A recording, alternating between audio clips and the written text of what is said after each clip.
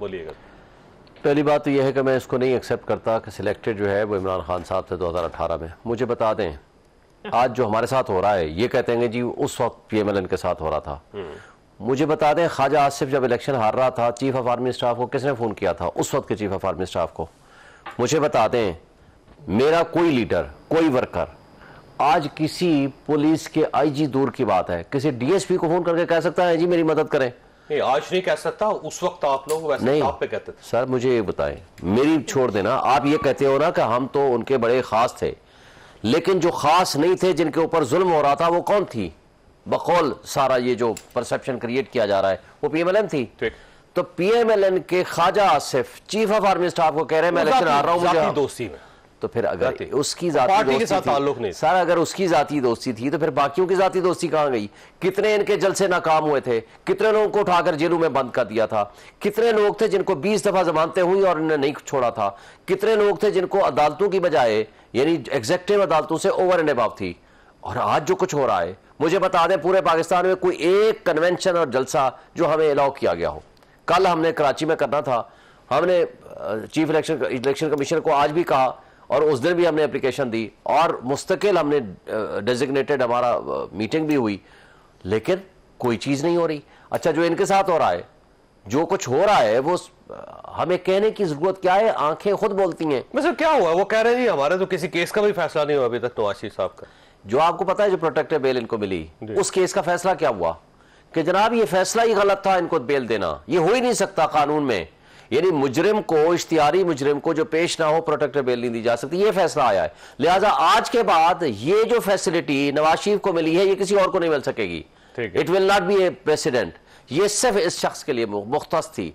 मुझे बता दें, शैला ने भी कहा, मुझे बताएं कि एक रियासत के इश्तिहारी मुजरिम को डॉक्टर फैसल हाई कमिश्नर किस कैपेसिटी में, किन के कहने पे वहां उसको प्रोटोकॉल दे रहा है और बयानिया याद करा रहा है? और अगर वो अपनी मर्जी से गया है, हम फर्ज करो तसव्वुर कर लेते हैं, तो क्या उसके खिलाफ मिसकंडक्ट का मुकदमा हुआ कि भाई तुमने किस कैपेसिटी में चले गए थे? नहीं हुआ। यहाँ जो VIP प्रोटोकॉल जो कुछ यहाँ मिला और जो वहाँ CCPO जिस तरह प्रोटोकॉल दे रहा है, सारी चीजों को छोड़ दें।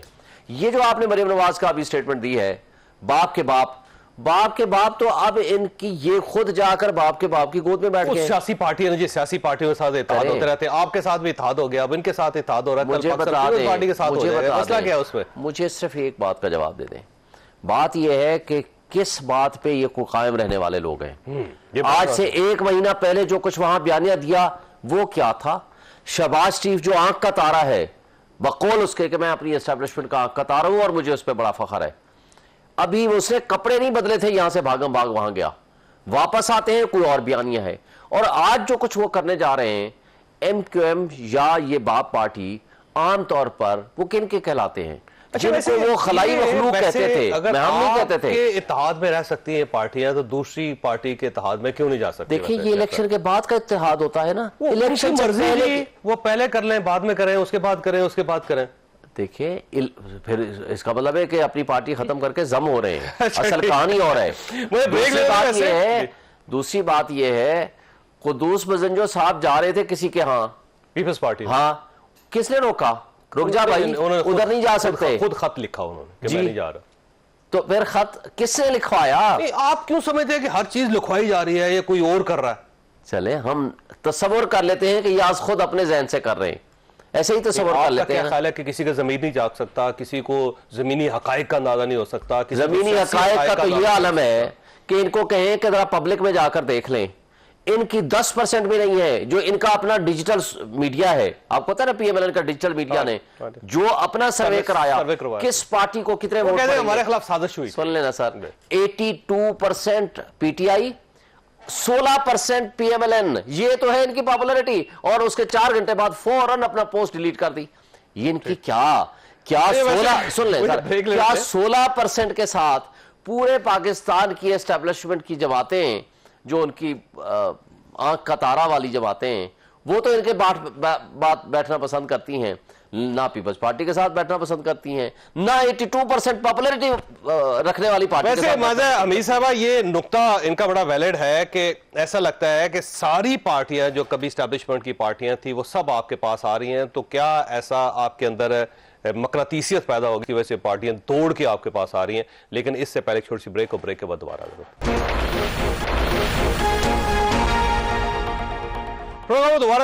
खुशामदीद। ये फरमाइए शुएब साहब, ये जो आपने आज सेंट्रल एग्जीक्यूटिव कमेटी का इजलास हुआ, उसने कहा जी हर हल्के से उम्मीदवार खड़े करेंगे। भाई कौन से हल्के, कौन से उम्मीदवार, कहां से उम्मीदवार आएंगे, कैसे खड़े करेंगे आप? ऐलान आपने इतना बड़ा कर लिया। ये तो मैंने 3 दिन पहले भी प्रेस कॉन्फ्रेंस की थी। तो हर हल्के से खड़ा, हर हल्के से खड़ा करेंगे। आप खुद भी इलेक्शन लड़ रहे हैं? इंशाल्लाह, उम्मीद है। कहां से? इस्लामाबाद से। इस्लामाबाद से असद उमर साहब के हल्के से? वो तो जो पार्टी मुझे कहेगी, मैं तो उनका पाबंद। रिटायर हो गए, अब हल्का खाली है। देखिए, जो पार्टी कहेगी, जहां जहां मुझे कहेगी, जहां बाकियों को कहेगी, हम आपकी अपनी प्रेफरेंस क्या होगी? मेरी प्रेफरेंस इस्लामाबाद से कोई भी हल्का होगा, जो पार्टी मुनासिब समझेगी। ठीक ठीक। लेकिन बात यह है कि हमने पूरे पाकिस्तान में अपनी हिकमत अमली बना ली है। लेकिन बात यह है कि हमारे साथ जो कुछ सलूक किया जा रहा है, हमारा उससे गिला शिकवा है। ये जो तर्ज अमल अडॉप्ट किया जा रहा है, देखें, ये रियासत मुतहम्मिल नहीं हो सकती। मैं एक आध बात करके आगे चला जाऊंगा। शैला ने जो कहा है कि आपका के लिए आरटीएस बिठाया गया, ये हुआ। देखें, आरटीएस तो बिठाया गया ताकि इमरान खान इंडिपेंडेंट अपनी जो उसकी पोजीशन है वो उसके साथ इलेक्शन ना जीत सके, ताकि उसकी सीटें कम करे। अच्छा, आपके खिलाफ बिठाया गया जी, ताकि वो लूला लंगड़ा करके इक़्तिदार दें। तो जो करते हैं हमेशा, जो हमेशा करते हैं, वही उन्होंने। ये नई बात है वैसे, ये आप पे तासुब ये है कि आपको बनाया गया, आप ये कहते हैं कि हमें छोटा किया गया। लेकिन उसके साथ एनआरओ की जहां तक बात करते हैं, मुझे बताएं, एनआरओ तो मोहतरमा बेनज़ीर भुट्टो शहीद ने लिया था। और अगर हम इस तरह जाएं कि जी मुशर्रफ वाली बात कर रहे हैं, देखें, किसी एक जगह पे भी इमरान खान किसी के कंधे पे सवार होकर नहीं है। उसने अपनी पार्टी बनाई, उसके लिए उसने जिद्दोजहद की और वो इक़्तिदार में आया। अगर इस तरफ देखें, नवाज शरीफ हो, कौन लाया उनको? ज़िया-उल-हक, उसने कहा मेरी उम्र लग जाए, लग गई। अगर ज़ुल्फ़िकार भुट्टो की सियासत को देखें, इर्रेस्पेक्टिव के वो बड़ा लीडर था, लेकिन वो तो अयूब खान लाया। और अयूब खान का अगर वो फॉरेन मिनिस्टर ना होता, आपको यकीन है कि पीटीआई खुद आ गई थी?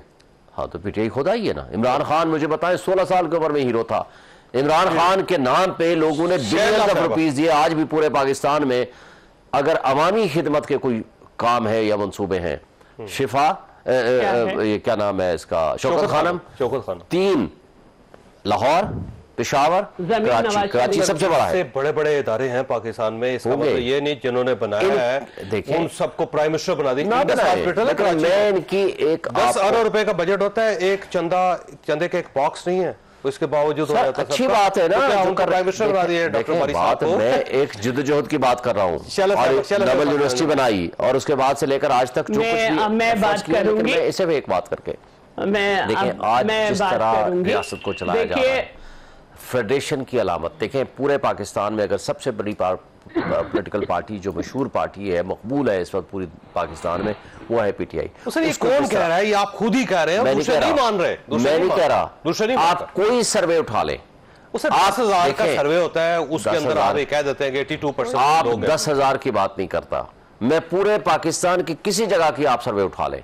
मैंने आपको VMLN का डिजिटल मीडिया से सारे सर्वे होते हैं। सर मैं बता रहा हूं, आप जब इलेक्शन में जाएंगे तो पता चल जाएगा। सर इलेक्शन में मैं इधर से नीचे गुजरता हूं, आप और मैं चलते हैं, पब्लिक को पूछ लेते हैं, आपके सामने नजर आ जाएगा। हम पब्लिक पर्सन हैं, हम पब्लिक में जाते हैं, हमें रोज का मुलाकातें होती हैं, रोज मुलाकातें होती हैं। मैं कोई एक जगह पे थोड़ा बैठा हुआ हूं, लेकिन आपको ये नजर आना चाहिए आज भी GB कश्मीर चारों सूबों में एक पार्टी सबसे ज्यादा मकबूल है, वो है पीटीआई। अगर उसको क्रश करके, उसको इसे आखिरी बात करके, अगर उसको क्रश करके अगर आपने लूली लंगड़ी को हुकूमत लानी है, तो जो कारकर्दगी की बात कर रहे थे, कारकर्दगी तो 16 महीने में बेड़ा गर्क करके गए हैं मुल्क का। इसका मतलब है इससे ज्यादा आपने बेड़ा गर्क करना है। और होगा क्या? बेड़ा गर्क का जो कंपैरिजन है ना, वो 3.5 साल और 16 महीने इस आप करते हैं ना, आपके सामने हमने 3.5 साल 16 महीने और अपना कल व्हाइट पेपर जारी किया, आप उसका इनका जवाब दे दें। वैसे इनका ख्याल ये है कि खुद आए हैं और इनकी कारकर्दगी बड़ी जबरदस्त है, और आज भी अगर इंडिपेंडेंट इलेक्शन हो तो 2/3 नहीं, मेरा ख्याल है 3-3 भी ले जाएंगे पीछे।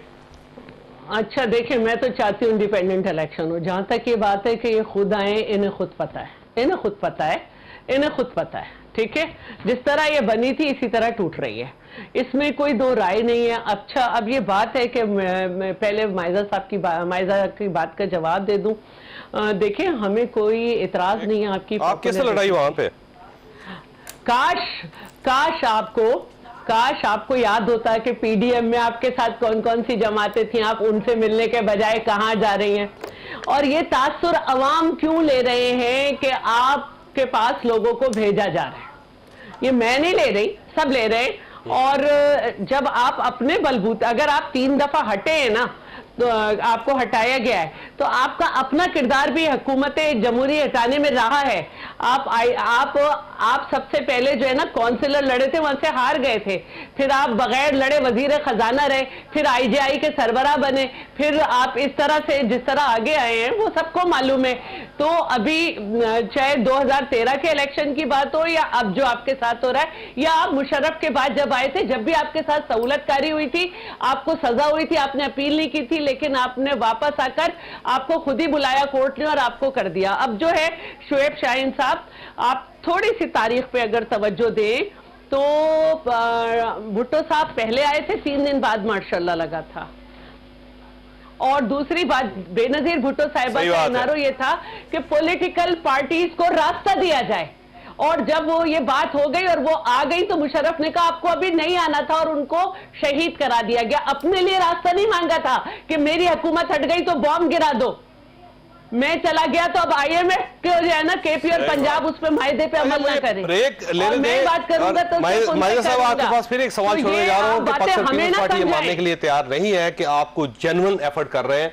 उनका ख्याल ये, बल्कि पीटीआई दोनों का ये ख्याल है कि बस अब आपको लाया जा रहा है, और जब आप लाए जाए तो आपको परफॉर्म नहीं कर सकते हैं। छोटे से ब्रेक, और ब्रेक के बाद दोबारा होते हैं।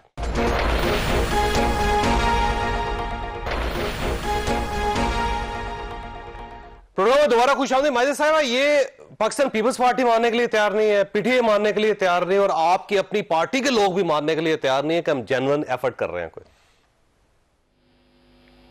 देखिए जावेद चौधरी साहब, सियासी हरीफ जो है ना पीपल्स पार्टी को तो हम समझते हैं, तो वो अगर ये बात करते हैं कि हमें सहूलतकारी दी जा रही है और हमारे अवाम में मकबूलियत नहीं है, तो ये एक सियासी स्लोगन हो सकता है और तो कुछ नहीं हो सकता।